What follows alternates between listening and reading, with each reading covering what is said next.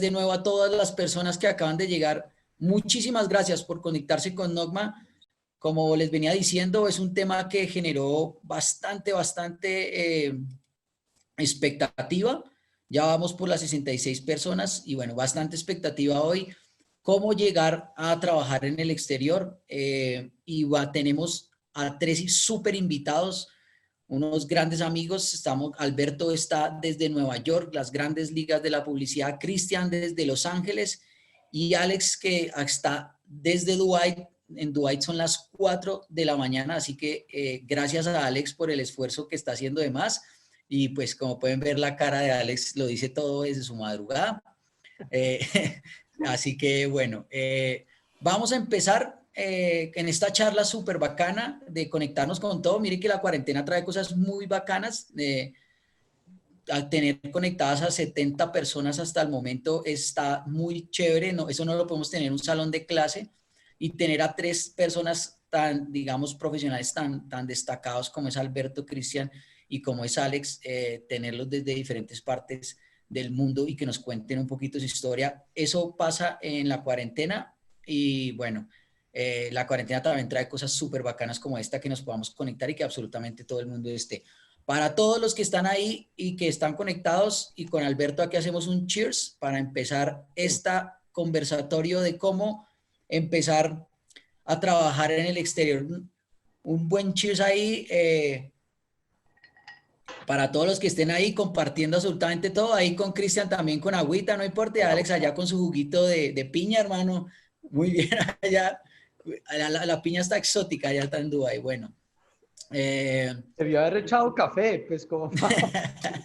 No, juguito, al por menos. ahora. Que brinde Bueno. Micho. Vamos, Menfi. Listo, bueno, vamos a empezar con esto. Está buenísimo que todos estén conectados, llegando a los 71 y vamos a dar inicio de una vez. Voy a empezar un poquito, quiero que nos cuenten un poco rápidamente cómo llegaron hasta donde están el día de hoy. Yo sé que, digamos, Alex es un gran amigo mío, nos conocemos desde que tenemos como 9 años, 10 años. Del barrio, sí. Del barrio y nos conocemos absolutamente de toda la vida. Y yo conozco un poco la historia de Alex, que es una historia súper bacana de cómo estaba en Colombia, después va a trabajar en Centroamérica y después sale la oportunidad de ir a Dubái. Pero de Alberto y de Cristian no los conozco. Quiero que me cuenten un poquito, que se presenten y que nos cuenten un poquito cómo fue ese recorrido, cómo empezaron aquí desde practicantes, cómo empezaron a subir y a escalar dentro de la agencia donde estuviesen y cómo se les dio la oportunidad para llegar a donde están. Entonces voy a empezar por Cristian, hermano que está en Los Ángeles, y le doy la vocería. Cuéntenos, hermano, ¿cómo llegó usted a Los Ángeles, hermano? No sé, yo aparecí aquí de un momento a otro. Nada, inicié en DDB, justamente para ese tiempo estaba Alex y Triana también en DDB. Curiosamente, cuando nos invitaron noté eso. Y había un combo increíble de Ricardo Uribe, Zeta, Bordé. Bueno, me puedo quedar acá toda la tarde hablando de ellos. Y arranqué allí con la oportunidad que me brindó Juan Carlos Espitia. Arranqué como copy, no hice una práctica como tal. Y a partir de allí se me fueron abriendo oportunidades con diferentes agencias, recibiendo propuestas. Y pues uno también tiene que ser, como digo, muy ágil para saber a dónde moverse y en qué momento hacerlo o no. Porque no es solamente de que te ofrezcan un poco más de dinero o no, sino también de qué agencia le va a aportar algo a tu portafolio, a tu trabajo o cuál te va a hacer crecer. Entonces, en ese orden de ideas me he ido cambiando en diferentes agencias donde tengo a gente que admiro o que me puede aportar cosas. Y en medio de ese proceso, pues empezaron a llegar los premios, los reconocimientos que llegan como resultado del trabajo. Y eso a su vez me dio una visibilidad con gente de la red de Macan. Y fueron ellos los que se encargaron pues de hacerme una propuesta para trabajar en los Estados Unidos. Actualmente estoy acá en Casanova Macan, Los Ángeles. Pero igualmente trabajo con la oficina de Nueva York, de Detroit, de diferentes ciudades acá y pues es súper interesante todo el aprendizaje que he tenido en este tiempo. Listo, Cris, muchas gracias, hermano. Vamos ahorita, Alberto, hermano, ¿cómo llegar a Nueva York, la capital del mundo, hermano? Eso es candela, men. Allá están absolutamente todos los grandes de la industria publicitaria. ¿Cómo llegó ahí, Alberto? Pues vea, yo creo que Nueva York, cuando uno empieza a estudiar publicidad, Nueva York es como la ciudad referente, ¿no? Yo creo que uno siempre trata de imaginarse uno llegando allá, pero pues obviamente es muy difícil. Creo que la cantidad de gente que quiere llegar a Nueva York en el mundo es tanta y la competencia es tan dura que pues digamos lo ve siempre muy lejano. Yo, pues como lo dijo Cristian, nosotros nos conocimos en DB, yo empecé en Ogilvy, Colombia, de ahí pasé a DDB, ahí pues conocí a Cristian y a Alex, de hecho, como decía Cristian, un montón de gente súper talentosa que además muchos están ya regados por todo el mundo. Creo que ya hablaremos un poco de eso, de ese efecto que ha pasado, digamos, como con el talento colombiano por fuera.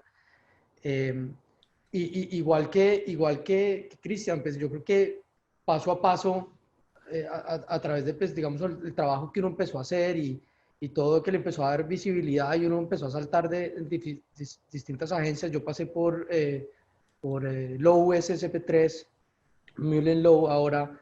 De ahí me fui a Dubai, a esa misma, pues a Mullen Lowe Dubai, y ahí me fui a TW a Dubai, donde trabajé pues con Alex justamente durante unos años, y pues salió la oportunidad de Nueva York, que, que digamos que Dubái y Nueva York son cosas que también fueron como que uno no se imaginaba. O sea, Dubái nunca fue para mí, digamos, un destino que yo tenía en mi mente ni en mis planes, pero pues que se dio la oportunidad y pues como decía Cristian, es como eh, uno depende de las circunstancias, pues uno decide tomar o no esas opciones que se le presentan a uno. Entonces, y nada, y después de Dubái, pues aparece Nueva York, que siempre es un poquito asustador, pues porque pues, Estados Unidos siendo un mercado tan grande, tan importante, donde pues uno siempre ha querido estar, donde pues es como las grandes ligas, eh, pues digamos que el reto es muchísimo más grande, pero obviamente me siento muy afortunado y muy, digamos, como orgulloso de poder lograr algo que uno siempre tuvo desde el principio, digamos, como un objetivo bien grande, ¿no? Bueno, listo, Alberto, muchas gracias, hermano. Bueno, Alex, 4 de la mañana, ya vamos pasando un poquito ya el sueño, hermano. Eh, Alex, ahí tienes el micrófono un poquito apagado, si quieres prenderlo. Sí, Y no, todo bien, Rafa. cuéntanos, hermano, ¿cómo llegó a Dubái? ¿Cómo fue? Nosotros nos conocimos en el barrio Restrepo, hermano, y llegar del Restrepo a Dubái Del barrio siempre Restrepo. tiene bastante, Tiene camino, tiene tiene camino. camino, tiene mucho kilometraje. Digamos que la historia no es muy diferente y sí, fue un poco sin planearlo, pero yo creo que de forma casi que inconsciente todos los que tenemos la oportunidad de trabajar afuera como que teníamos esa idea de salir de Colombia en algún momento y el trabajo pues que se empezó a hacer desde el comienzo allá fue el que abrió las puertas al final para eso. Así como nosotros empezamos trabajando con Rafael hace muchos años. Después yo me fui a Europa por una beca por un tiempo y cuando regresé empecé a trabajar en DDB y sí, como decía Cristian, en ese tiempo en DDB había una cantidad de talento impresionante, impresionante la gente, las ideas, el ambiente, como la pasábamos también de bien y como se trabajaba, había una pasión y un nivel tremendo. Y aparte de eso, digamos que es claro en la parte profesional, pero en la parte personal se hicieron unas amistades muy buenas y muy fuertes, que al final eso fue lo que se vio reflejado cuando empezamos a salir un poco de Colombia, porque digamos que mi ida a Dubái está marcada cuando Manuel se va para allá, cuando Manuel Porte se va para allá. tal vez un par de meses después es el que me abre la invitación, y después lo mismo fue pasando con Alberto, con otros amigos que empezamos a conocer un grupo de amigos brasileros. Y aquí en Dubái, como todo está tan lejos pues de América Latina, digamos que ese grupo se volvió como familia y amigos y colegas de trabajo, y logramos armar como otro combo aquí también, también bastante bravo. Entonces mi llegada a Dubái se dio en parte por eso, en parte por los contactos que se habían hecho antes, por el trabajo que se había hecho antes, y todo apareció como un poco sin esperarlo, pero digamos que gracias a Dios con ese trabajo y con ese respaldo de lo que se había hecho se logró el traspaso hasta acá. Bueno, ya los conocimos un poco y bueno, ahora sí vamos con las preguntas que hay algunas, ya gente ya ha empezado a preguntar, ya estamos sobre los 91 personas. La gente pues puede ir de pronto mandándonos un poco las preguntas que quieren hacer a través del chat. Nosotros desde NOCMA hemos preparado unas preguntas que consideramos son muy importantes para la audiencia que tenemos, pero también usted podrá preguntar a través del chat y nosotros aquí les haremos esas preguntas a los que están aquí. Así que voy a hacer la primera pregunta, quiero que me la contesten rápidamente los tres, y básicamente es ¿cuál es el error reiterativo de los profesionales colombianos que se postulan en el exterior? Si quiere empecemos con Alberto. Tim, ¿cuál es el error reiterativo? Yo creo que cuando uno aspira a salir del país, tiene que tener claro, digamos, ese camino que quiere tomar. Porque no es lo mismo hacer carrera en Colombia que lanzarse afuera, digamos, y enfrentarse a un montón de cosas que uno tiene en Colombia. En Colombia uno, digamos que conoce a todo el mundo, hace amistades que permite, como decía Alex, que uno también se mueva muy fácil, no solo por el trabajo que uno ha hecho y demás, sino por las amistades también que uno hace, que permite que se abran distintas puertas en diferentes agencias y que uno crezca y que uno pues, haga carrera. Pero ya cuando uno sale del país, pues ya se enfrenta a otro cuento, ¿no? Ya uno no tiene ni los contactos, ni las amistades, ni tampoco, digamos, como que ese camino, digamos, entre comillas, tan fácil de uno crecer. Uno sale del país y tiene que saber que uno probablemente no va a aspirar al mismo cargo en el que estaba en Colombia. ¿Me explico? Mucho menos si digamos, uno aspira a ir a un mercado donde no es la lengua materna de uno, como es el caso, digamos, pues, de Estados Unidos y de Dubái también, donde se trabaja en inglés. Entonces, yo creo que de pronto diría yo que el error que se puede cometer es ese, es pensar que digamos, el mercado se mueve de la misma manera como se mueve internamente Colombia, y no es así.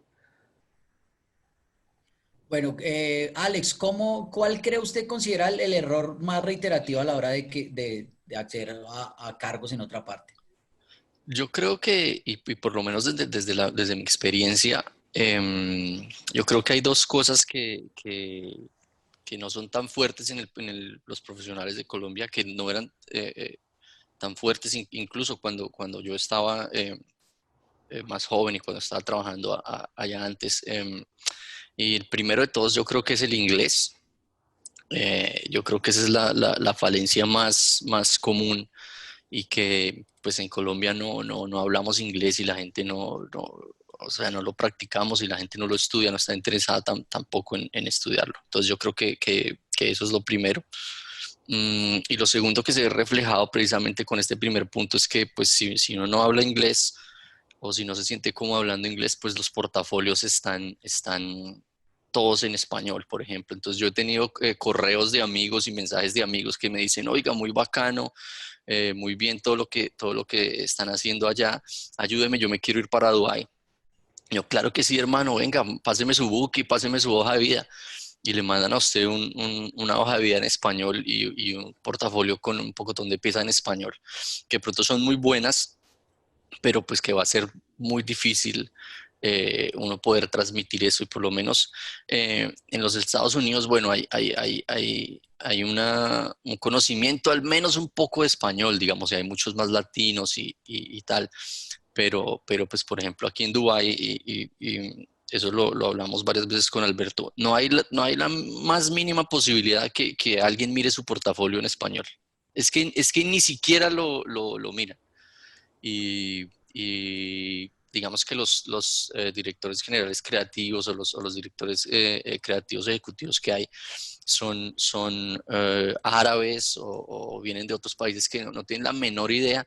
Entonces yo creo que es un error bastante común ver portafolios que están en español y que no, y que uno los entiende y los puede ver, pues obviamente porque nosotros hablamos español, pero que es imposible compartírselos a alguien para que les dé a esta persona, les dé una oportunidad. Es imposible.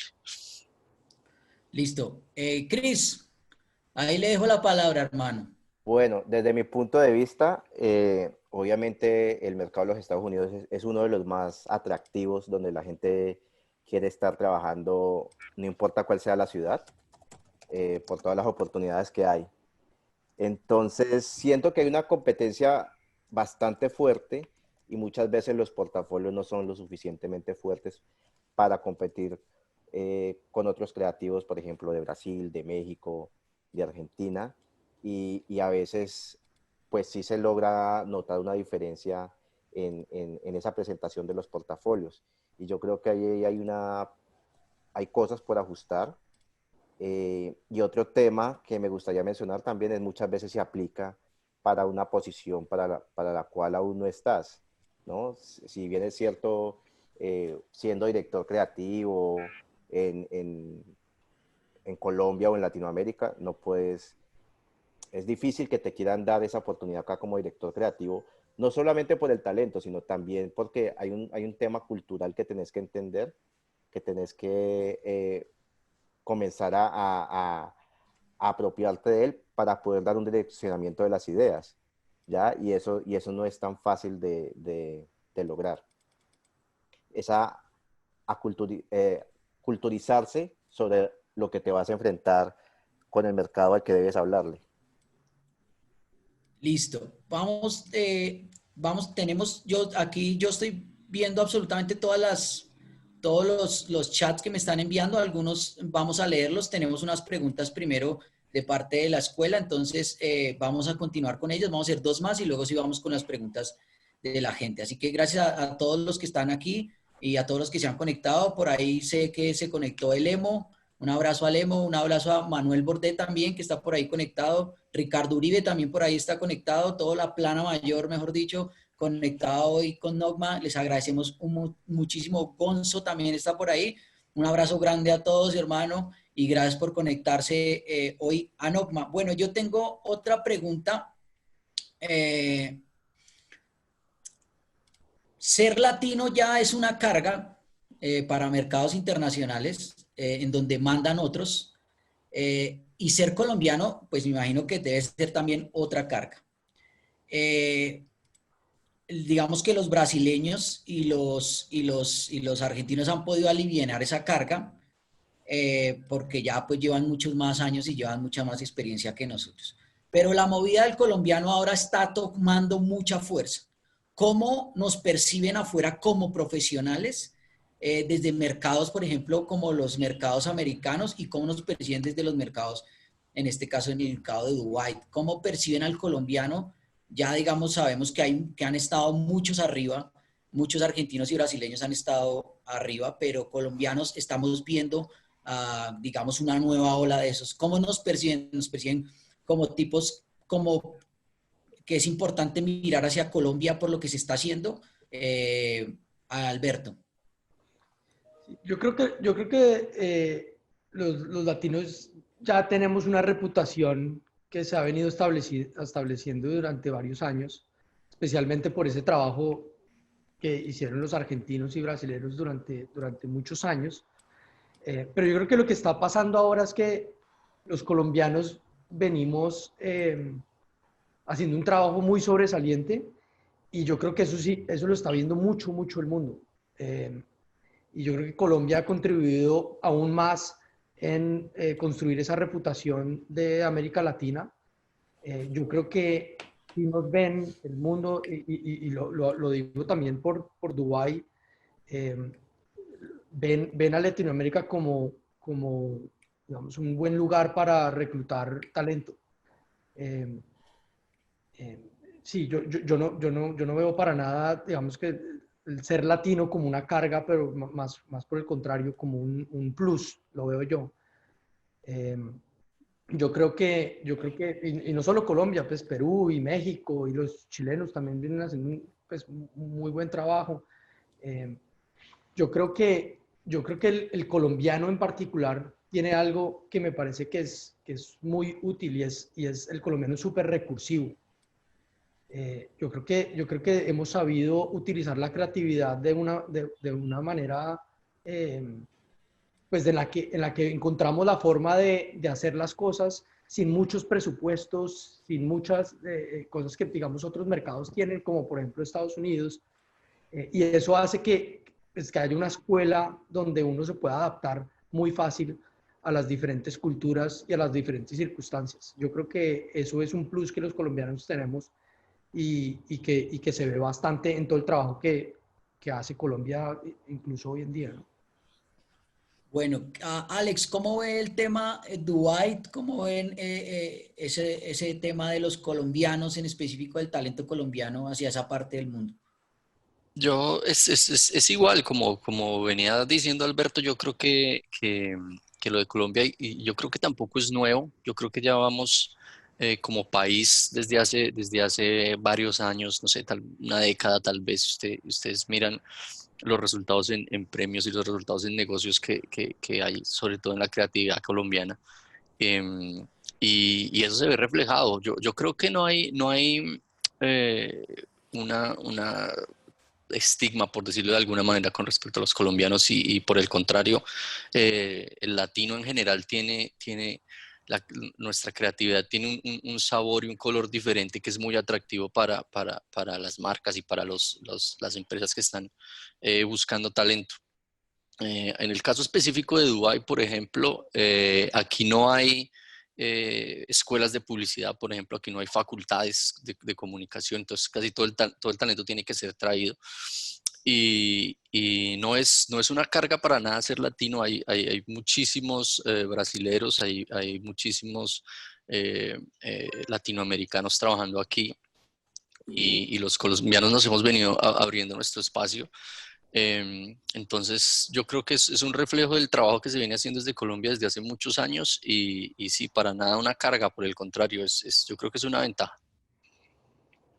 Mm. Bueno, voy a preguntar y voy a empezar con Cristian con esta pregunta que es muy llamativa, que me la hacen aquí desde el chat. Y quiero empezar con Cristian porque me la hace Caro. Caro dice, voy a leértela textualmente, Cristian. Vamos a empezar a leer un poquito lo que la gente nos escribe. Dice, en un mundo en el que solo hay una mujer por cada 10 hombres directores creativos, ¿qué debemos ser o qué debemos hacer nosotras las jóvenes creativas para que noten nuestro trabajo en el exterior? Sé que mucha gente en Nueva York que tiene fama y ni siquiera considera el trabajo de las mujeres. Y es que si hay algo que está muy marcado en Colombia, y no sé si eso esté también en Estados Unidos, en Colombia sí, digamos, la participación de mujeres en la parte creativa es muy baja. Pero se han ido abriendo, digamos, camino las mujeres con su empuje y su berraquera, pero ahora falta verlas un poquito más en el exterior, hermano. ¿Cómo ve y cómo pasa eso? ¿Qué pasa en Los Ángeles frente al tema de la mujer en las áreas creativas o en otras áreas también? Claro, mira, yo creo que no es un tema solamente de algo que deba hacer la mujer, sino creo que la industria también está cambiando la mentalidad hacia la equidad de género. Vemos desde festivales que ya están ocupando por lo menos el 50% de su jurado con mujeres, y eso pues te habla específicamente de talento creativo femenino. Y por ejemplo, en la compañía para la que trabajo, yo creo que también más o menos es un 60% del talento humano es femenino. y hay mujeres en la parte creativa. Entonces yo creo que viene muy desde ahí, ¿no? Desde los valores que tiene la compañía, y creo que hay muchas agencias que lo vienen haciendo muy bien y otras que sí deben mejorarlo. Eh, Desde el lado del talento, creo que nada, seguir trabajando y metiéndole ganas y haciendo y disfrutando esto. No creo que sea una presión eh, de que la mujer deba hacer esto o aquello para que la contraten, ¿no? Simplemente disfrutar tu trabajo, mostrar ganas y en algún momento eso la va a llevar muy lejos. Alberto, ¿cómo ves eso allá en Nueva York, hermano? Allá que el tema de la mujer sí tiene una fuerza supremamente contundente. ¿Cómo está el tema allá? Yo, igual que Cristian, yo creo que digamos, hay muchas empresas que tienen digamos, como balanceando el tema de género dentro de las organizaciones. Otras tienen que mejorar más, pero yo creo que pues aquí en Nueva York, y me imagino que en Los Ángeles también, pues obviamente el tema de la equidad de género es súper fuerte y viene súper fuerte con toda esa presión, digamos, mediática y todo el tema que están haciendo las mujeres como para presionar, no solo en la publicidad como industria, pero en todas las diferentes áreas digamos, de negocio. Creo que es un tema que se ha hablado y se viene presionando abiertamente en todas las industrias. Pero yo creo que las mujeres tienen una oportunidad gigante hoy día, me parece, porque precisamente creo que sí es un fenómeno que venía pasando, que no hay suficientes mujeres en los departamentos creativos, y por ese tema que las empresas se están fijando más en talento femenino, yo creo que las mujeres tienen una oportunidad gigante de brillar y demostrarse mucho más. Yo creo que también, y pues me atrevo a decir que creo que el departamento creativo como tal, desde hace muchísimos años, no era el departamento más atractivo para las mujeres, ¿cierto? Siempre, desde pues, cuando yo empecé en esto hace más de 10 años, las mujeres dominaban el departamento de, de client servicing, de cuentas. Las mujeres eran tal vez el 70%, incluso 80% eran mujeres en ese departamento.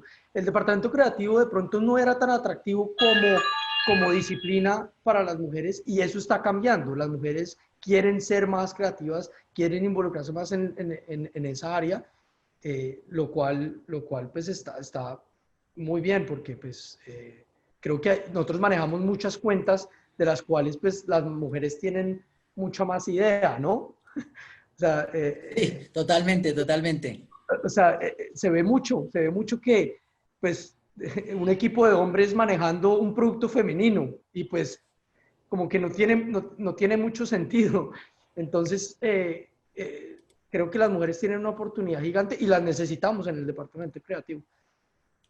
De Bueno, pronto yo, para elaborar un poco en la respuesta de los muchachos, yo creo que el comienzo está por dejar un poco de separar las dos cosas. O sea, la creatividad no tiene género. Y si uno parte desde ahí, pues es obvio que debe haber un balance, pues.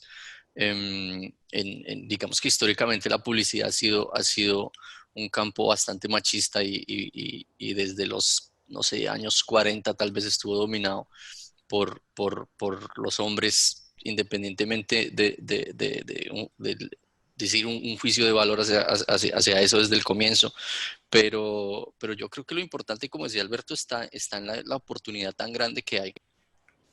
Y por ejemplo, para dar un caso personal, dentro de todos estos años que yo estaba aquí en Dubái,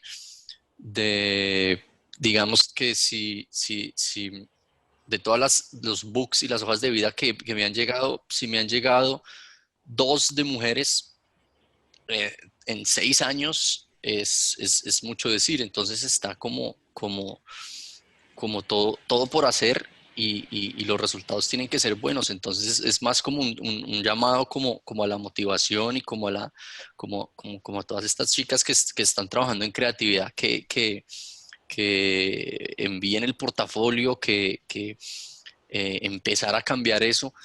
Cuando nosotros empezamos en la oficina hace 6 años, habían tal vez un puñado de creativas en el departamento. A hoy, yo creo que estamos casi que completamente balanceados. O sea, se han ido durante este corto plazo, se ha cambiado totalmente. Entonces yo creo que tenemos que empezar a quitar de la vista eso de creativos hombres, creativos mujeres y empezar a mirar creativos en general y que haya espacio para todos y es una motivación para todas las creativas que empiecen a amar el portafolio y que tienen las ganas y el talento que lo hagan. Es de verdad algo que se necesita porque nutre y fortalece el departamento creativo. Bueno, hay otra pregunta que me hacen, me la están haciendo recurrentemente porque pues aquí sucede y es un tema que todos los días es un tema de conversación. Son las largas horas de las jornadas de trabajo, en donde pues muchas veces tenemos que sacrificar nuestra vida personal por esas largas horas de trabajo.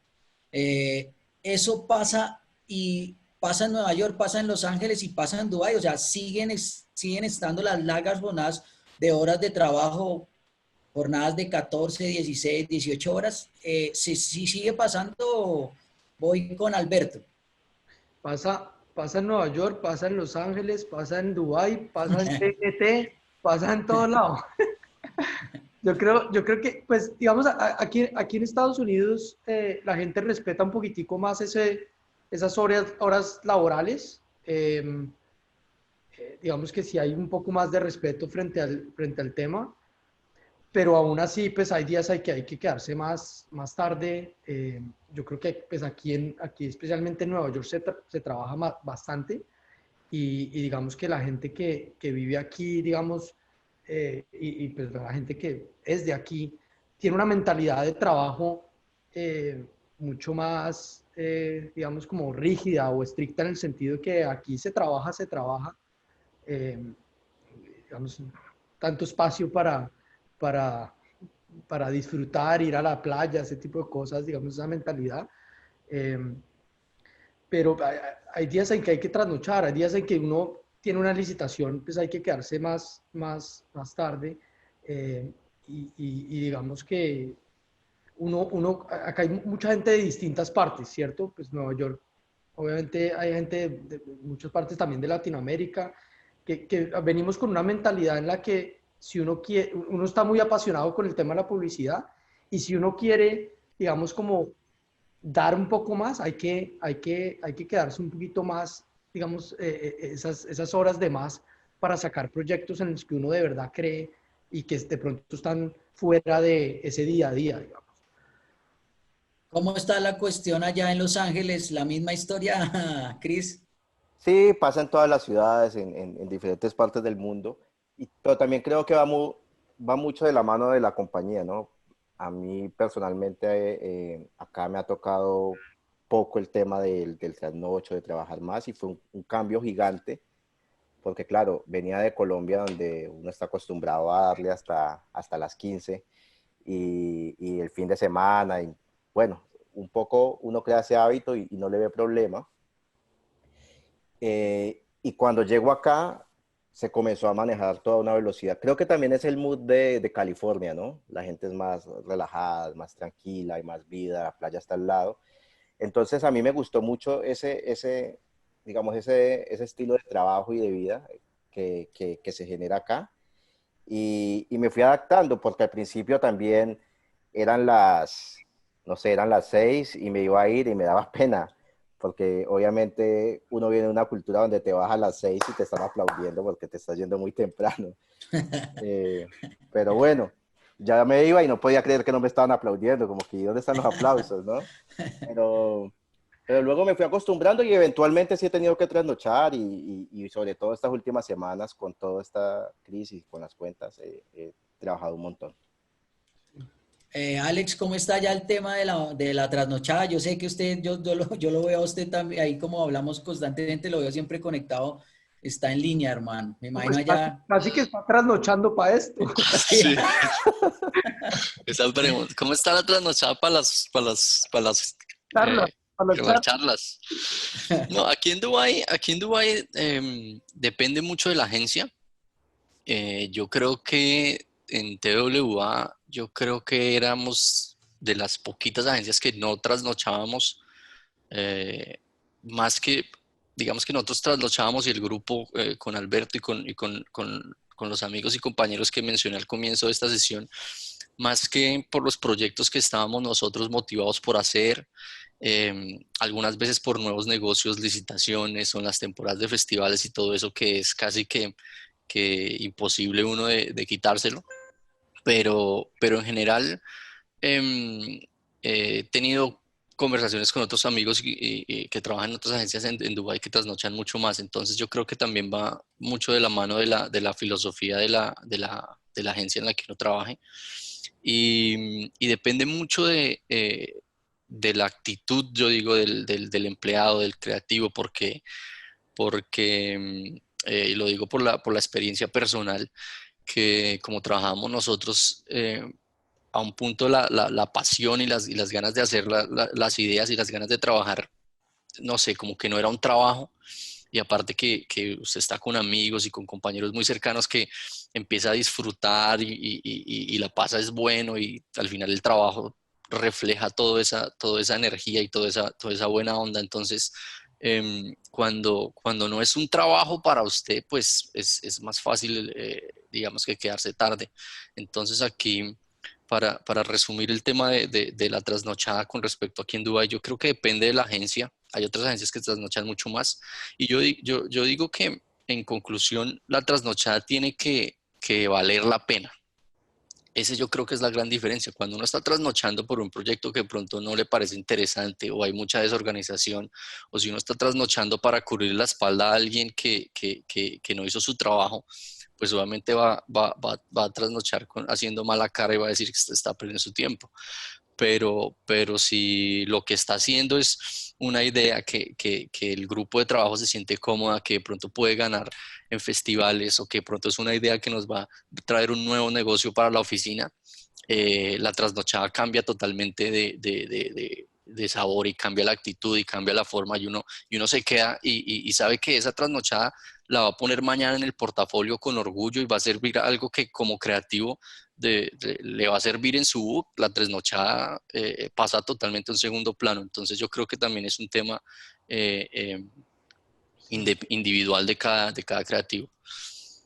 Bueno, hablemos de negocios, muchachos, y la pregunta es, ¿cómo negociar el contrato en el exterior? ¿Sabemos negociarlo? Alguna vez, digamos que nosotros los publicitarios en la parte de negociación estamos jodidos.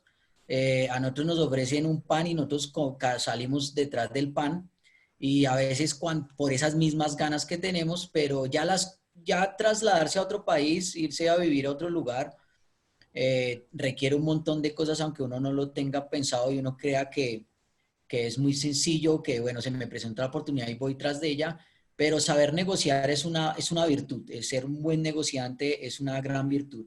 ¿Sabemos negociarlo? ¿Cómo se negocia o no se negocia? Simplemente esto es lo que hay, yo firmo. Voy a empezar con Alex. Bueno, sí, hay que negociar, siempre hay que negociar. Y por lo menos en el caso de Dubái, estos árabes son bien difíciles, hermanos, son bien difíciles de negociar. Por lo menos yo digo que va a dividir la respuesta como en dos partes. Obvio, siempre hay como una parte muy personal dentro de cada caso. Hay gente que se le facilita negociar más que a otras personas. Entonces hay que meterle mucha actitud y hay que meterle mucha cabeza fría en el momento. Y también yo digo que por lo menos en mi caso me facilitó un poco uniendo como todas las respuestas que hemos dado durante toda esta sesión, porque precisamente como ya hay muchos amigos en otros lados y trabajando en otros países, pues siempre es importante uno empezar a contactar a estas personas, o por lo menos así fue como lo hice yo, como lo sigo haciendo yo cuando hay que negociar este tipo de cosas. Entonces es bien importante hablar con todos los contactos, comparar. Hay muchas plataformas online que ahora es mucho más fácil que si uno compara, por ejemplo, con hace 10 años y que puede obtener este tipo de información. En el caso específico de Dubái, los árabes son bien complicados, entonces es importante negociar bien desde el comienzo, porque los términos van a ser muy difíciles que se cambien en el transcurso del tiempo, y negociar con este tipo de cultura es bien difícil. Lo positivo es que en Dubái, pues por ejemplo, los extranjeros no pagamos impuestos, entonces usted tiene su salario líquido completamente para usted. Te dan unos beneficios que no dan mucho en otros países, en otras compañías. Entonces, si se hace la negociación bien desde el comienzo, le va a ahorrar a uno un poco los dolores de cabeza después. Bueno, Chris, ¿cómo es negociar con los gringos, hermano? En mi opinión, creo que pues cuando uno está con esas ganas de salir de Colombia y casi que lo que te ofrezcan, vos lo querés tomar Sí, sí, porque sí. tenés ese afán y esa necesidad de tomar el trabajo. Y ese afán y ese desespero nos lleva a cometer errores. Digamos que cuando yo empecé a llegar acá, finalmente negocié bien, pero no conocía mucho y terminé aprendiendo en el camino. Entonces vos tenés que saber de que acá tenés que pagar el impuesto, se te va al 35% de tu sueldo. Cuando negocias por un salario anual y no mensual, que es como normalmente lo hacemos en Colombia. Entonces ellos te van a pedir un número anual de qué es lo que quieres. Y muchas veces esos pequeños detalles no se saben y terminan negociando mal. El costo de vida del estado y de cada ciudad varía totalmente. Por ahí California y Nueva York puede ser similar porque son los más costosos, pero no te van a pagar lo mismo en un Texas o hacia Detroit o hacia Chicago. Son temas totalmente diferentes. Entonces hay que empaparse mucho si uno recibe una oferta y empezar a averiguar. En mi caso, yo no tenía amigos en California en ese momento, entonces me tocó empezar a leer y a averiguar de otras formas, a preguntar a personas de otros estados que me daban una guía, pero no tenía con certeza cuáles eran las facilidades de acá, los beneficios de estar acá o las obligaciones que uno debe asumir.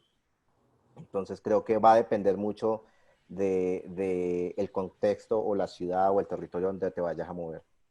Sí. Alberto, usted tiene ahí al frente, de frente de Wall Street hay un toro. Estos manes son bravos para negociar, hermano. Los de Nueva York, los neoyorquinos tienen esa fama. Son duros, son manes que saben de negocios, saben cómo se mueve y cómo hacer dinero. ¿Cómo se negocia en Nueva York, hermano? Es una ciudad costosa. Yo he tenido la oportunidad de estar por algún tiempo en Nueva York. Sé que es una ciudad tremendamente costosa. ¿Cómo se negocia para llegar a Nueva York, en donde sobre todo vivir, o sea, la parte del arriendo es absolutamente cara? No, yo creo que pues, lo que decía un poco Cristian la negociación en Estados Unidos en general sí es un poco eso hay que saber, cada estado es diferente, cada ciudad es diferente. Nueva York es una ciudad súper costosa, entonces hay que tener muchísimo cuidado y uno, pues sí, documentarse muy bien, porque puede uno cometer muchos errores. El tema de los impuestos, sobre todo, es un tema que digamos, hay- es bien complejo de entender. Eh, hay que pagar un montón de impuestos de ciudad, de estado, o sea, federales. O sea, entonces, creo que hay que tener muy en cuenta todos esos detalles, porque esos detalles suman bastante al final. El costo de vida en Nueva York, como decías, es bien, bien alto.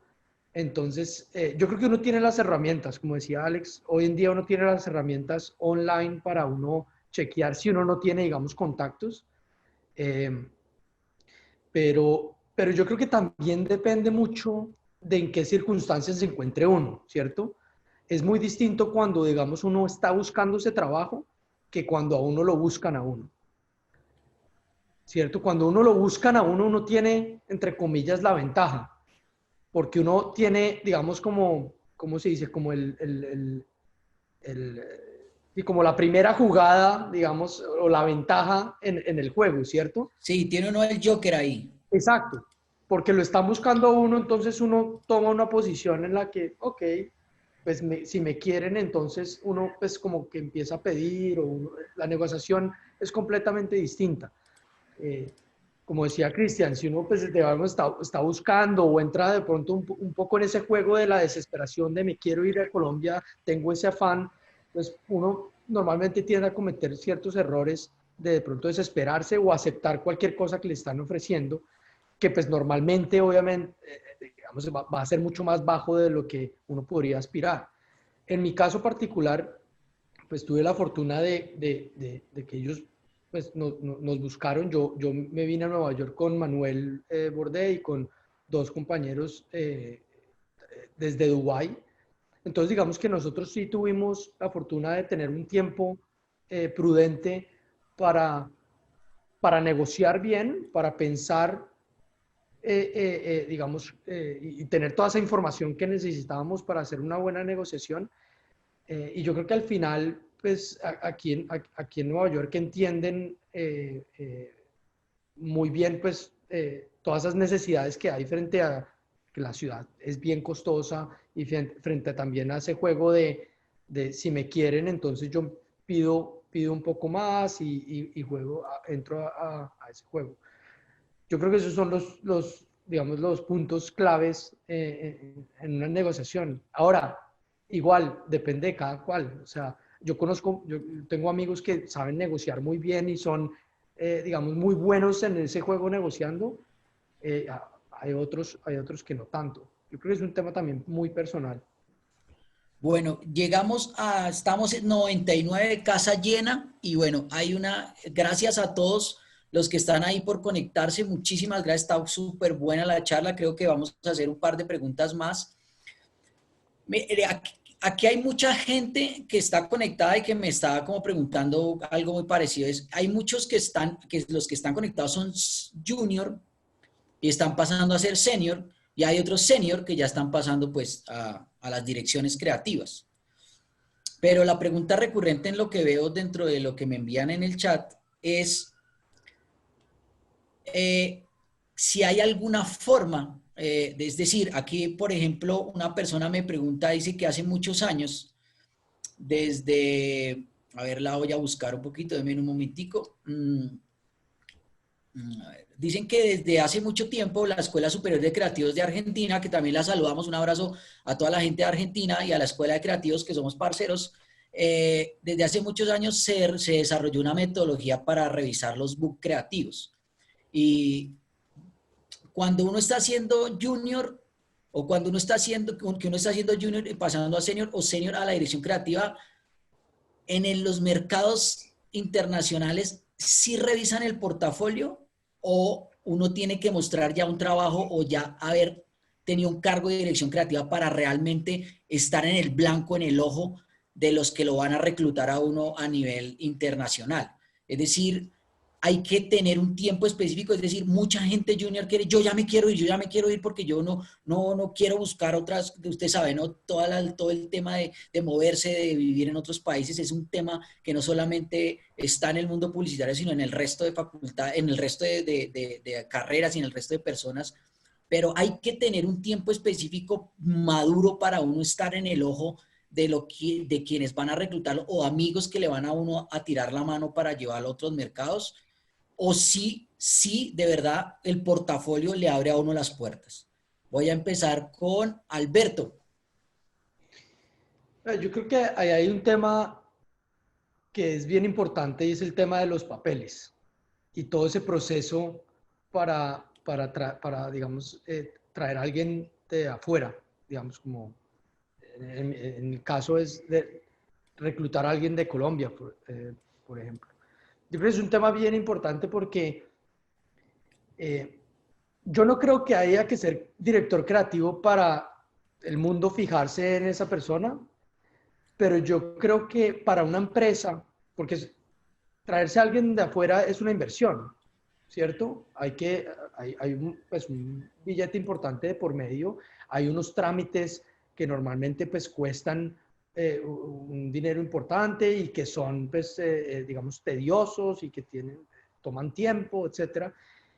Yo creo que para las empresas entrar en ese juego y entrar en esa inversión para atraer una persona que es junior de pronto no es tan rentable, ¿cierto?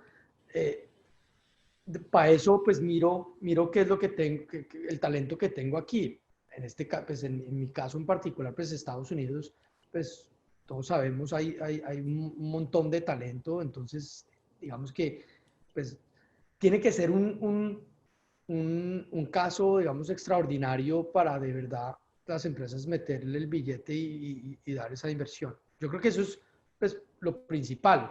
Ahora, ¿el book es importante? Claro que lo es. Por supuesto que es muy importante. Yo creo que si uno quiere aspirar a trabajar por fuera del país, tiene que tener una carpeta sobresaliente, que además, como decía Alex en el principio, pues en mi caso, tenga el portafolio en inglés, que es la principal barrera. Obviamente el idioma es lo primero que se van a fijar. Entonces, pues si no hay el idioma, pues ni siquiera lo van a mirar. Pero hay que tener un portafolio con ideas que reflejen un poco ideas internacionales. Si hay un portafolio con ideas que se sienten muy locales, es muy difícil juzgar si tú necesitas una persona que venga a trabajar en una marca para el país o en una marca que es un poco más internacional. Entonces, creo que esos son componentes importantes, pero, pero sí creo que el book y el portafolio juegan un papel muy, muy fuerte y yo creo que en eso se puede, creo que el país ha mejorado bastante y los creativos han mejorado mucho en cómo se presenta el portafolio. Pero creo que todavía se puede mejorar aún más. Cristian, hermano, usted cuando lo fueron a contratar allá en Los Ángeles, usted puso su portafolio, usted le mandó el portafolio y dígame dónde lo tenía colgado, hermano. Lo tenía colgado en Behance, usted lo mandó en un PDF, en un PowerPoint, usted lo mandó por JPEG. Dígame cómo mandó el portafolio y dígame si cuando usted lo mandó, el man que se sentó ahí al frente suyo y le negoció, vio ese portafolio. Bueno, acá hay varias cosas que se conectan incluso con preguntas anteriores. En cuanto a mi contratación, fue algo más interno de la red, a través del trabajo del cual yo hice parte de otros equipos, me dio una visibilidad con directores creativos globales, y eso también es válido. No siempre tenés que mandar un portafolio afuera, sino que a veces la respuesta está dentro, ¿no? Si vos estás mostrando un buen trabajo y eso los directores creativos regionales lo empiezan pues a observar, este man está aquí, hasta aquí, y eso también te da la posibilidad de viajar ya sea a un festival como Cannes, o te da la posibilidad de ir a London, y allí estos festivales se encargan de conectarte directamente con ellos. Ese fue mi caso. Afortunadamente tuve la oportunidad de tener esa visibilidad a través de diferentes trabajos, y allí pues quedé como en el mapa, y una vez que te da mi primera salida de Macan, me escriben, me dicen, oiga, ¿qué pasó? Y yo le dije, no, pues recibí una mejor oferta, me voy a tal red. Y él me dijeron, no, déjenos su portafolio y todos sus datos, y en un tiempo lo vamos a tener acá. Y así fue, me cumplieron todo desde el principio. Entonces creo que no hay una fórmula para salir del país, sino que es ir como explorando qué te va a funcionar mejor. Claro, yo había enviado portafolios a otros lugares y todo, no había pasado nada, pero esa fue mi forma en que se dio todo. Listo, Cris. Alex, yo lo conozco a usted y usted es un defensor a ultranza del portafolio, un defensor a ultranza de su portafolio. Cuando usted llegó a Dubái, hermano, usted le revisaron su portafolio, usted lo cogieron, usted escribió, o fue porque el relacionamiento y lo que dice Cristian en la red, usted se dio a, digamos que muchas personas lo tuvieron en cuenta para jalarlo, y como lo dice usted, el relacionamiento y el que haya un amigo lo haya jalado, ¿ese fue la manera más cercana o realmente el portafolio sigue abriendo puertas? Yo creo que fue una combinación de todo. O sea, obviamente, por lo menos en mi caso personal, fue por medio de la recomendación y por medio del trabajo que se había hecho. Pero en mi caso, sí, cuando yo presenté las primeras entrevistas hace ya varios años aquí en Dubái, sí revisaron el portafolio. Y el portafolio siempre es importante, siempre es importante. Es que el portafolio es la ropa que usted tiene para ir a la fiesta, hermano. O sea, usted necesita tener, tener pelo para el moño. O sea, es que no hay otra manera. Si usted puede tener las mejores recomendaciones y puede tener los mejores contactos, si usted no tiene un buen portafolio, al final, en el día a día, en su trabajo, eso se va a reflejar.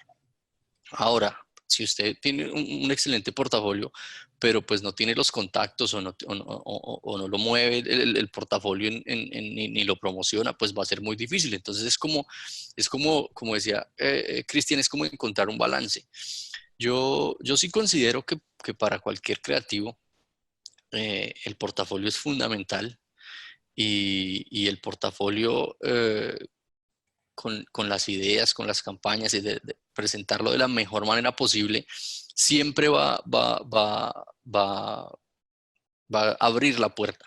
Yo creo que en el momento en que una agencia tenga que decidir entre dos personas que presentaron la entrevista y que están bastante bien y que digamos que están en el mismo nivel estas dos personas, al final de cuentas, yo creo que el que inclina la balanza es el portafolio, es saber qué reconocimientos o qué premios tiene, qué campañas ha manejado.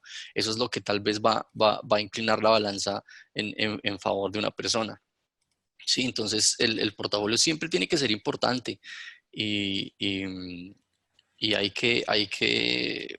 aquí uno ya puede como decíamos, muchas plataformas digitales, uno puede revisar cómo se presentan las ideas en los festivales, cómo se presentan las ideas en los diferentes eventos de la publicidad para uno, asimismo presentar su portafolio. Entonces, independientemente de los contactos, independientemente de todo el portafolio, siempre tiene que mostrar el trabajo que usted puede hacer. Y ahí eso es lo que va a marcar la diferencia si uno lo contrata o no. Alex, le voy a hacer una pregunta ya para finalizar este tema y es, ¿usted cómo presentó el portafolio? Porque es que hay mucha gente muy joven que dice mi portafolio, porque yo a veces les pido los portafolios y no los tienen al día ni nada. ¿Usted su portafolio dónde lo subió? Porque es que la gente cree que de pronto es como una lamparita mágica, un portafolio que está, yo no sé, subido en dónde y Yo, está por allá y entonces van hay allá. ¿Usted diferentes cómo, formas dónde lo tenía? hay diferentes formas de hacerlo. Yo, por ejemplo, tengo en Behance, hay mucha gente que odia Behance, hay mucha gente que lo ama, muchos detractores, otras personas hacen su propio micrositio con la página alexpineda.com, por ejemplo. Hay mucha gente que usa Cargo Collective, que es bastante bueno también. Digamos que ahorita es más fácil, por lo menos que hace unos años, tenerlo online. En cuanto al portafolio, yo opino lo siguiente. A mí no me importa si está en Behance o si lo tiene en un micrositio. Para mí lo importante es qué tiene el portafolio adentro. ¿Cuáles son las ideas? ¿Cómo es lo que van a mostrar ahí? Eh, eh, o sea, primero, tener portafolio, porque muchas personas, como usted decía, Rafa, no lo tienen o no lo tienen al día. Entonces, pues da lo mismo. Pero lo importante es que en cualquier plataforma que usted decida tenerlo, refleje las ideas, refleje la berraquera, refleje los premios que usted tiene o refleje las ideas que usted puede hacer. De pronto para las personas que son un poco junior y que no han tenido el chance, pues pueden tomar eso en su favor y empezar a hacer ideas. No sé, si yo recuerdo cuando yo estaba comenzando, que si uno no tiene nada que meter en el portafolio, pues invéntese algo. Si quiere hacerlo para Adidas o para Nike o para la marca que quiera, porque un junior tiene todo el espacio también para crecer, entonces empieza a formar un portafolio que sea pues bien berraco, ¿sí me entiende? O sea, no hay una manera no hay una fórmula para eso. La única forma es meterle buenas ideas al asunto. Esa yo creo que es lo más importante. Listo. Al final hay que demostrar, hay que demostrar la creatividad. Entonces, Sí, claro, no claro. necesariamente tiene que ser un trabajo real, pero tiene que reflejar la forma de pensar de uno. Y eso al final es lo que uno se fija en el portafolio. Sí, total, exacto. Alberto lo explicó. No, no tiene que ser que la campaña haya salido, sino eh, piense que una persona, cuando lo contratan, usted en su día a día, usted va a demostrar lo que mostró en el portafolio. Entonces, en el portafolio, usted ya de entrada cuando usted está tocando la puerta, usted ya tiene que decir cómo es la manera que usted concibe las ideas, cómo usted piensa. Para los directores de arte, ya se ve cómo es la línea de diseño, el manejo de los detalles. O sea, el portafolio siempre tiene que demostrar que si usted es contratado, eso es más o menos lo que usted puede hacer y lo que usted, estando ya dentro de la agencia, lo que usted va a demostrar allá adentro. Bueno, aquí hay otra pregunta recurrente. Creo que vamos a hacer dos preguntas más y ya los vamos a dejar ir, muchachos, porque ya completamos una hora. No sé si se sienten bien y si podemos continuar. Ustedes me dicen. Yo- Parece que parece que la gente está como muy Sí, esto conectada, está muy bien. sabroso, Está sabroso. sabroso. Entonces, ya levantamos a Alex, ya. sí, ya, Sí, ya, ya, eso es importante. ya hagámosle Entonces, aquí. vea, hermano, yo conozco la historia de Alex, pero la de Cristian y la de Alberto no. Hay mucha gente que está aquí diciendo que se necesita plata para irse del país. Entonces, yo conozco a Alex, nosotros dos, como para los que hasta ahora se están conectando, nosotros nos conocimos en el barrio Siempre hemos tenido Restrepo. mucha plata, siempre. Sí, sí. Nos conocimos en el barrio Restrepo y pues es un barrio que es un barrio de estrato 3, hermano, y ahí nos conocimos jugando micro. Eh, y no tuvimos plata pues, absolutamente para nada y pues digamos que creo que la carrera más exitosa en términos de lo que si nos comparamos pues ha sido la de Alex llegando a mercados internacionales. Siempre hemos sido grandes amigos, creo que incluso Alex tenía, si lo llamamos así, Alex tenía menos plata que yo, pero igual Mucha menos plata, Rafael, mucha menos plata. empujábamos igual. Cuando usted salió del barrio Restrepo, hermano, que yo lo conozco a usted de la calle de ahí del barrio, ¿usted necesitó plata para salir? Cristian, ¿usted necesitó plata para salir? Alberto, ¿usted necesitó plata para salir? Yo considero que no se necesita porque la contratación la hace, en este caso, la compañía y pues le paga uno absolutamente todo. ¿Cómo es esto? ¿Cómo llegó ahí Alberto? Que la gente está súper confundida con eso. Hermano, pues cuéntenos un poquito si usted necesitó plata para irse o que necesitó algo. No, yo creo ¿quién? Yo, Cristian, yo. Alberto. No, yo estoy de acuerdo, o sea, yo creo que uno no necesita plata para irse.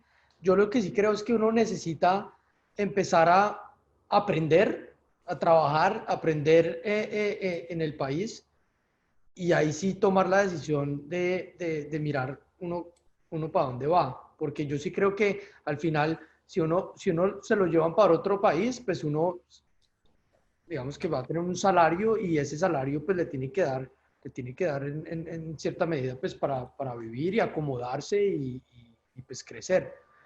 Yo no creo que uno necesite plata para irse. Eh, sí, o sea, creo que depende mucho es del talento, de las ganas que uno tenga, del esfuerzo que uno quiera meterle. O sea, cada persona es distinta, digamos, cada mercado donde uno se quiera ir es distinto, y uno se puede adaptar a las diferentes circunstancias, pero yo creo que las ganas cuentan un montón, el esfuerzo que uno quiera dar, y pues digamos, qué tipo de carrera quiere hacer y en qué mercado, en qué país. Listo. Cristian, otra pregunta para ti nomás, hermano. Eh, y bueno, ¿qué es mejor? Mucha gente me está preguntando, ¿qué es mejor? ¿Es mejor eh, a, poder tener como ir a una agencia de cazatalentos, que lo lleven a uno y lo jalen de manera más rápida y no esperar a hacer toda, digamos, la trayectoria de llegar, de pronto presentar el portafolio, que de pronto estar en una red y te jalen? Es, ¿Qué es mejor si has tenido otros contactos con otros latinos? ¿Es mejor o el camino de pronto se podría cortar con un cazatalentos o directamente lo que haces en una red y el trabajo que haces día a día, que es el que te va llevando a mercados internacionales? No, definitivamente el trabajo del día a día y la experiencia, porque como decía anteriormente Alberto, tanto las agencias como el reclutador va a buscar, saben que van a hacer una inversión en crear ese talento y esa inversión es baja. Entonces ese talento tiene que tener un potencial para que la agencia quiera hacer esa inversión. porque ese talento, ya sea que le va a traer premios, buenas ideas o nuevos negocios, entonces no quiere decir que eso te vaya a cortar el camino, porque el cazatalentos te va a pedir el idioma, te va a pedir un buen portafolio y te va a pedir experiencia. Entonces, eso no garantiza que te vayan a contratar. Y normalmente estos cazatalentos, como he escuchado que funcionan, nunca he trabajado con uno, te cobran como un salario de tu mes del año.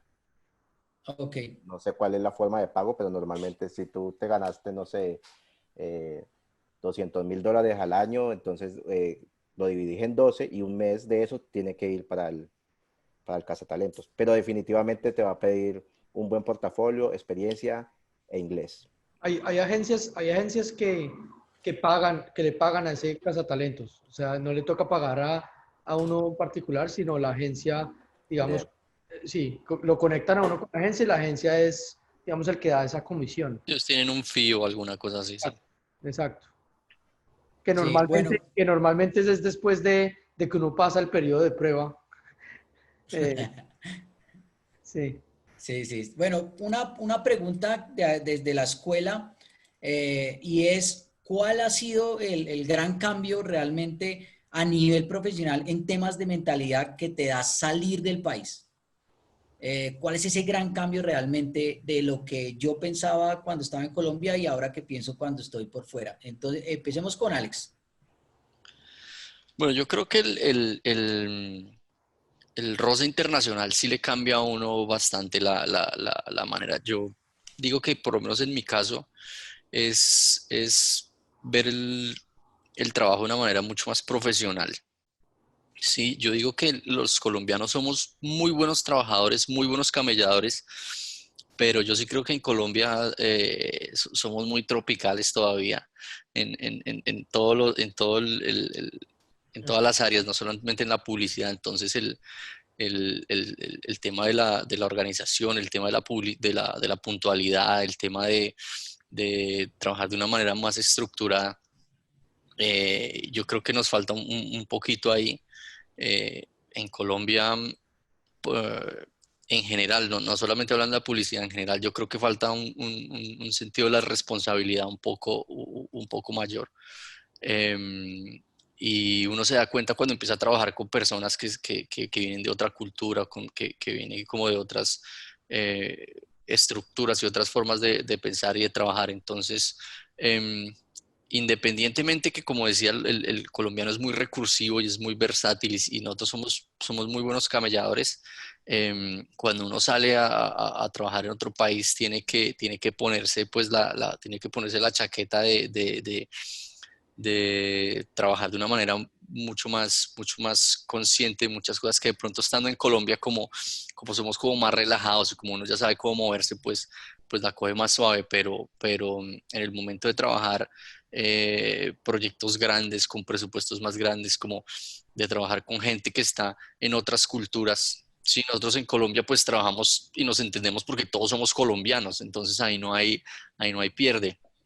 Pero, por ejemplo, en una ciudad como Dubái, que cuando uno aquí trabaja con gente de 100 países diferentes en una misma empresa, pues hay que formatear la cabeza, hay que cambiar un poco y tomarse como un poco más de seriedad el tema. Yo creo que para mí eso es como lo más importante, sin perder obviamente pues el sabor y el color de la creatividad latina, ¿no? Cris, ahí le dejo la pregunta, hermano. A mí personalmente me ha cambiado la mentalidad en el tema creo que tenía una baja autoestima en cuanto a las ideas y siento que me ha pasado con muchos amigos que siento lo mismo, que uno siente que sus ideas son más pequeñas con respecto a creativos de otras agencias grandes.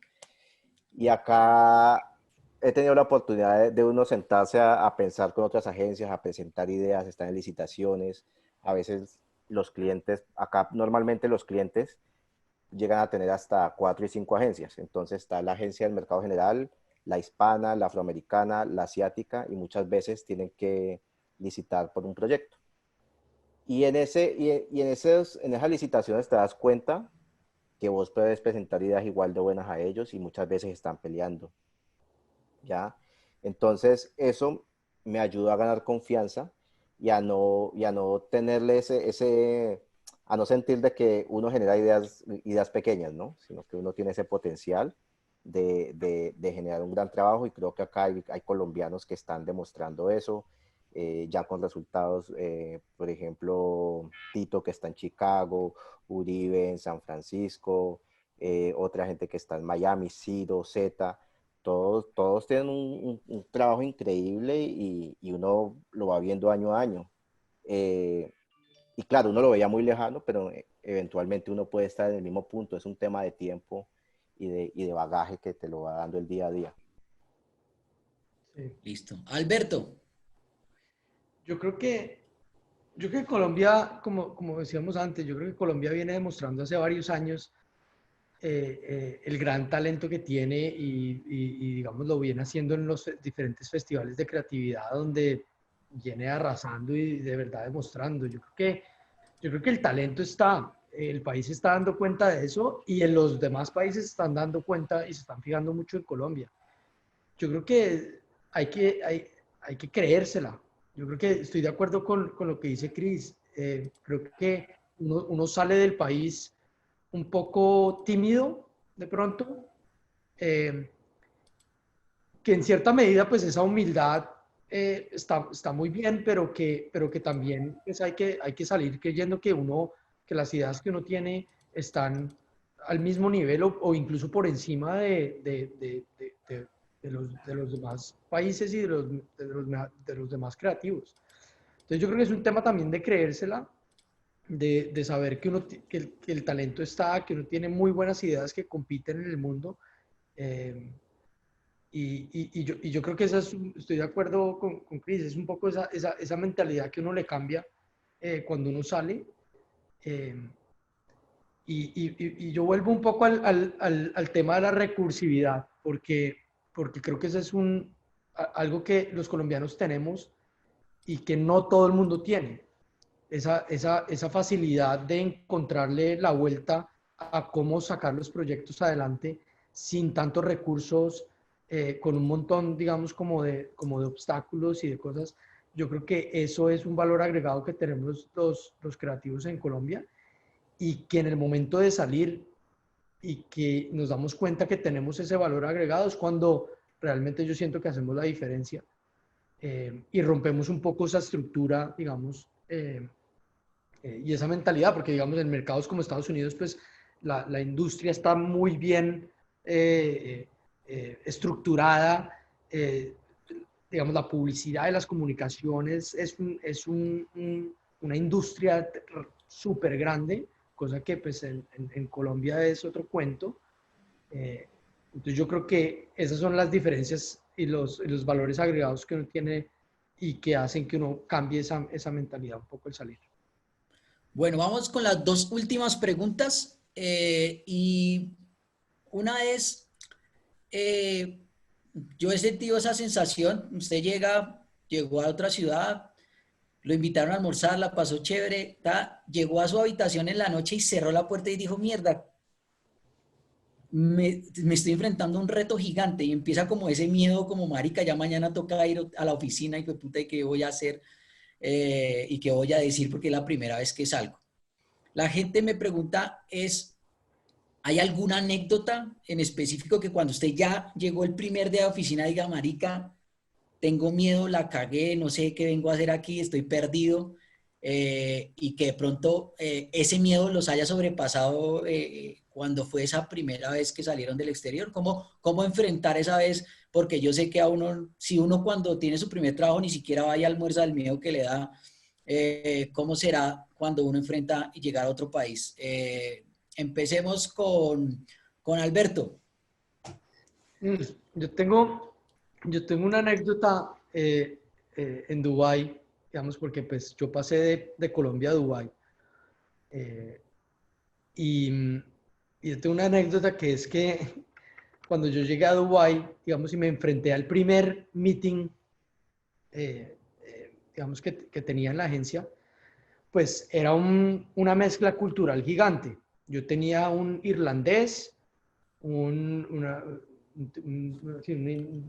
tipo de India, tenía un inglés, tenía un libanés, tenía una mezcla. Y entonces cuando arranca esa reunión y empiezan a hablar todos con los acentos, imagínense un man de India con un irlandés, con acentos supermarcados del inglés, y yo dije, no estoy entendiendo nada, yo en qué me metí. No, preguntan mucho el tema del idioma, pero uno sale y pues yo me fui de Colombia, pues yo creo que pues a través de los años, yo duré en Dubái casi 5 años y pues por supuesto en esos 5 años pues mejoré increíblemente pues el inglés, en escritura, en todos los sentidos, pero sí fue como ¿no? Pensar que, bueno, yo tengo las bases fundamentales del idioma y de pronto enfrentarse a un tema que yo no había contemplado, que eran los acentos. Entonces, ¿cómo le entiendo a este man de Irlanda que habla y que uno no entiende al man de India? Entonces, yo creo que esas son cosas que lo asustan a uno. Yo salí de esa reunión y dije, no tengo ni idea qué tengo que hacer, no entendí nada, yo en qué me metí, pero yo creo que es un poco como la tenacidad, ¿no? Que uno tiene y dice, no, pues no me puede quedar grande. Pues uno entrena, obviamente con el tiempo, pues uno aprende y uno empieza a entrenar mucho el oído eh, pues digamos la saca adelante, pero sí, me pasó y digamos que sí uno se enfrenta como a esas situaciones que asustan al principio, pero que pues nada, hay que sacarla. Muy bien. Cris, hermano, una anécdota. Bueno, yo soy parte de un experimento, porque a mí me llaman a entrevista, ¿no? Y yo acepto venir y todo por email, pero yo no tenía nada de inglés, cero inglés. Y aquí quiero hacer un paréntesis porque el inglés es absolutamente necesario y si quieres tener opciones, tienes que tener inglés. Por ahí el portafolio y el contenido y el potencial que tenía el portafolio, pues abrió la puerta, aunque no tuviese inglés, me llamaran y me dejaran. Pero llegué sin inglés y me pasaba, es curioso porque me pasaba lo mismo que a Triana, entraba a las reuniones y salía igual, como yo qué tengo que hacer. Entonces, era meta el email al Google Translate y tratar de entender, preguntar al latino si había un latino y ya, hermano. Y eso fue bastante tiempo. Después empecé a entender un poquito más, pero como que la cabeza me daba para media hora o una hora, entonces el jefe, como que yo entiendo media hora de inglés al día, entonces él me llamaba, no se vaya a gastar la media hora de inglés hoy, weón, tenemos un Y bueno, entonces trataba de no escuchar nada y concentrado. Bueno, Ya eso ha bien, mejorado, pero sí. bien, Cris, muy chévere. Alex, ¿cómo le fue ahí con la anécdota, hermano? No, muchas también, muchas anécdotas. Lo mismo de los acentos fue un poco complicado, pero a mí el primer día, porque aquí en Dubái yo llegué el primer día, yo aterricé aquí a las 7 de la noche y al otro día ya tocó trabajar. Entonces, entonces mi anécdota fue que yo dije, no, pues voy a llegar temprano para que estos manes digan, este man viene con todas las ganas a trabajar. Entonces, y yo llegué con chofer y toda esa vaina, como que eso era una vaina bien loca, Dubai style. Entonces llegué yo a la oficina a las 8 de la mañana y pues aquí nadie madruga, entonces estaba cerrado. Entonces me tocó quedarme esperando en la oficina como unas 2 horas hasta las 10 de la mañana que empezaron a llegar la gente. Y entonces ese fue el primer día, las primeras 2 horas la pasé sentado en la recepción ahí ni celador había, porque aquí el celador acaban creo que es a las 5 de la mañana y entonces estaba ya solo a la oficina cuando yo llegué. Ese fue mi primer día. Bueno, este tema da para seguir hablando por horas, pero ya tenemos que irnos despidiendo. Agradezco un montón, Alberto, hermano. Mil gracias por conectarte con Nogma, hermano. Te deseamos todo lo mejor en Nueva York, hermano. Cuando vaya hoy lo visito, lo invito a que se coma una pizza por ahí. Por favor. Cristian también, desde Los Ángeles, no iba a Los Ángeles, pero voy a visitarlo, hermano, por allá también le caigo. Alex. Todavía está de día, ya en Los Ángeles, vea. Sí, son las 6. Sí. Bueno, a Alex allá también, a tantos años a Alex y no le he caído allá para hacer un bendecido ¿Cuándo van a venir a afortunado. visitar? Bendecido Ahora con afortunado en esta Dubái. situación. Y bueno, hermano, mil gracias a todos. Gracias a todos los que se conectaron y a los que están ahí. A todos, absolutamente todos. Mil gracias. Tuvimos una audiencia tremenda. Un abrazo gigante. No olviden seguirse invitando a Nogma y no se olvide que vienen muchos más cursos a través de digital como en esta plataforma de streaming. Un abrazo gigante, gigante a todos. Un abrazo muy caluroso, muy caluroso de colombiano hasta allá donde están todos. Cuídense, chao, nos vemos. Chao, gracias. Chao, gracias. Gracias a todos.